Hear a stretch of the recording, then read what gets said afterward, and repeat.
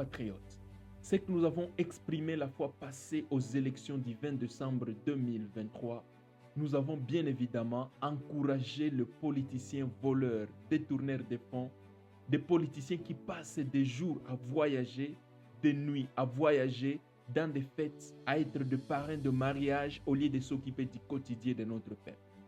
Jamais ces politiciens pourraient nous respecter encore une fois.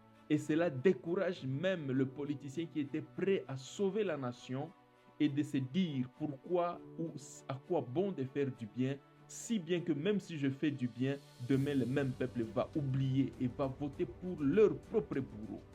On s'est félicité d'avoir vu notre candidat, tel ou tel candidat être élu, mais on a oublié une chose, on a détruit la nation sans les.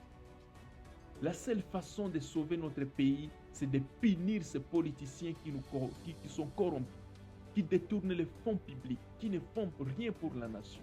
Et là, ça va faire peur à ceux qui vont venir après. Et dans peu de temps, nous pouvons changer notre nation. C'est le cas de la Révolution française de 1789. Quand le peuple s'est soulevé et a dit non à tout ce qui était comme oppression. Et c'est comme ça que la France aujourd'hui s'est vue développer, organisée, parce que le peuple a dit non, c'est trop. Mais si vous encouragiez les gens qui vous volent, qui vous disent, qui sont vos bourreaux, et vous vous acclamiez en disant que Fachi Béton, Fachi Béton, Fachi Béton, c'est une manière de dire à Fachi Béton, papa, continuez à voyager. Papa, continuez à être parrain de mariage. Papa, continuez à ne rien faire pour notre nation. Nous sommes satisfaits de tous les désordres qui bien évidemment, est observé dans le pays.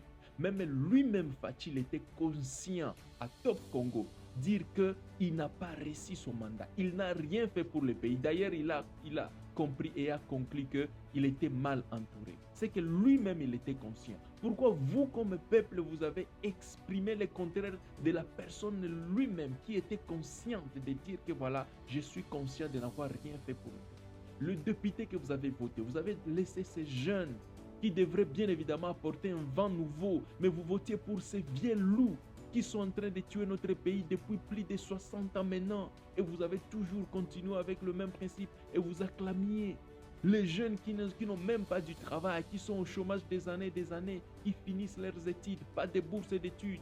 Leurs parents le prennent en charge difficilement. Ils sont soignés difficilement. Ils roulent sur des routes qui ne sont pas asphaltées. Ils vivent dans des quartiers sans chemin, sans électricité, sans courant. Mais vous votiez pour la même personne et vous vous acclamiez, vous passez des journées aux réseaux sociaux à injurier ces gens qui étaient en train de vous éclairer en vous disant que voilà, soyez vigilants pour voter des gens qui méritent. Et vous-même, vous êtes partisans de ces politiciens qui ont détruit notre nation. Nous avons trahi notre nation, chers compatriotes. Détruire une nation pendant 5 ans, il faudra bien évidemment plus de 50 ans, 100 ans pour retrouver ce qui sera détruit. Mais en attendant, nous avons trahi notre nation. Même si les élections étaient chaotiques, mais il y a des centres de vote où on a vu comment les vieux loups se sont vus être votés. Vraiment, c'est une honte pour notre pays. Mais en attendant, j'encourage bien évidemment tous ces gens qui se sont révoltés, qui ont voté vraiment utile, qui n'ont pas vu l'origine, la race ou l'ethnie des personnes pour qui ils ont voté. Je vous encourage et je vous félicite. Vous êtes des héros de notre nation.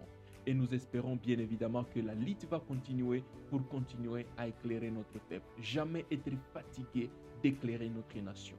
Parce que quand il y a l'obscurité dans les yeux, il ne faut pas laisser la nation dans les mains, bien évidemment, des corrupteurs, des voleurs, des détourneurs de fonds. Notre nation vaincra un jour.